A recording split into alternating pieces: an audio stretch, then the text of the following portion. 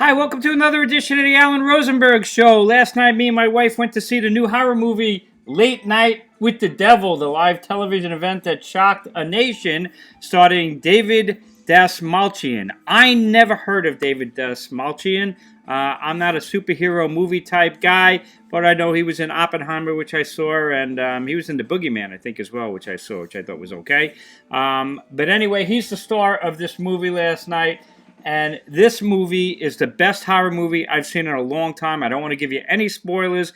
You may have heard about it. Listen, I'm a child of the 70s. I was born in 63. I've been watching and reading and studying horror movies my whole life. Anytime a major horror movie comes out, I pretty much go see it. Didn't want to see Imaginary because it's got to have certain standards.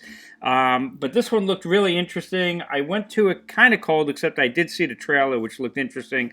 I'm from the 70s. I loved the way the movie looked, the color scheme, the outfits. Everything about it sent me right back, but it doesn't matter. Even if you're not from the 70s, it doesn't matter. Basically, briefly, it's about the talk show host. It's called The Night Owls with Jack Delroy.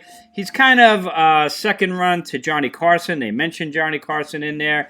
And it reminds me of those 70s talk shows. It looks just like it. He's got a sidekick that's like an Ed McMahon named Gus.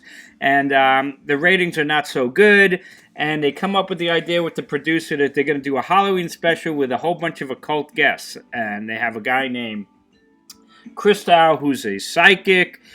They bring in a guy who was a former conjurer who's now a professional skeptic named Carmichael. And there was a guy like that, the Great Randy, I think it was, back in the 70s.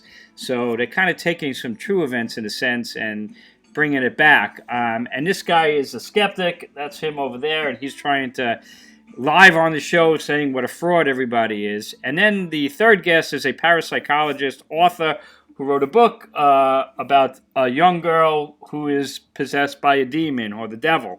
And they bring her out. Her name is Lily. That's her right there. And she supposedly has a demon inside her. And then during the show, they're going to conjure that demon. That's all I'm going to tell you.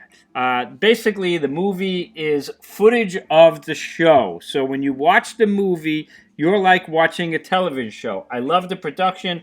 I love the way they film it. The aspect ratio in the movie changes. So when you're watching the TV show, it becomes the size of the old TVs, like the square size. And then when they go to commercial breaks, it goes widescreen, black and white, and sometimes color. And it builds such anticipation. The acting is absolutely amazing. One of my favorite movies of all time was the original Night of the Living Dead. I remember watching it even in around 1970, 71, it was on TV. And I had a black and white TV back then. And when it was on TV, they used to have a scroll at the bottom that said, no exaggeration, it used to say, this is a movie, not real life. Because you really thought you were watching something in black and white. Back in the black and white TV days, Night of the Living Dead made you feel like you were watching something happening. And that's what this movie does. You really feel like you're watching a TV show and watching this live. The anticipation and the dread just sucks you in. It totally grabbed my wife as well. It's a little bit of a slow burn because you're watching a TV show, but you know it's coming and you know it's going to get bigger and worse and worse. It touches on some other aspects. I don't want to give too much away. It's a possession movie. Really, I love possession movies. They're scary, but most of them are terrible. I mean, in fact, here's a Laserdisc I'm watching right now called The Unholy. Most possession movies are just cheesy and not all that good. My favorite horror movies are like The Exorcist is still, I think, the scariest movie. It's always baffled me why they can't make another good possession movie. Well, they have. This is a phenomenal, unique movie, and that's what makes it special. Horror movies, I love when somebody comes up with a unique concept that works. They did that instead of repeating the same formula over and over again. The acting's amazing. You totally believe it. This girl is frightening. Even here, she's frightening. It's just real life. It's not over the top.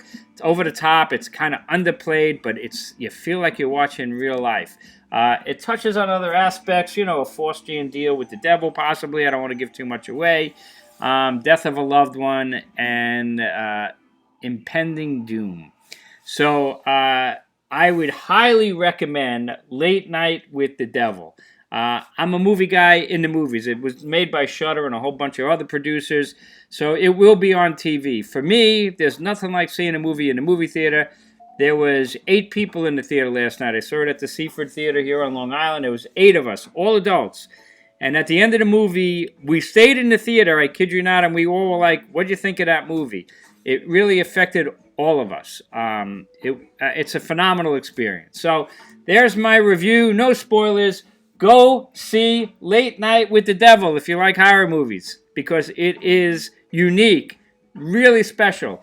The way I review things, 5 stars an all-time best movie of all time. 4 stars is excellent. 3 stars is good. 2 is fair. 1 is poor. I give this a very solid 4. This movie is excellent. It's an all-time greatest movie of all time. That would be a 5, but I very rarely ever give that out. Exorcist would be a 5. This is a really solid 4. It's an awesome movie. It is the best horror movie I've seen in a long, long time. Go see it. Thanks for watching. It's the Alan Rosenberg Show. Appreciate your loyalty. Have a great night. I'll see you next time.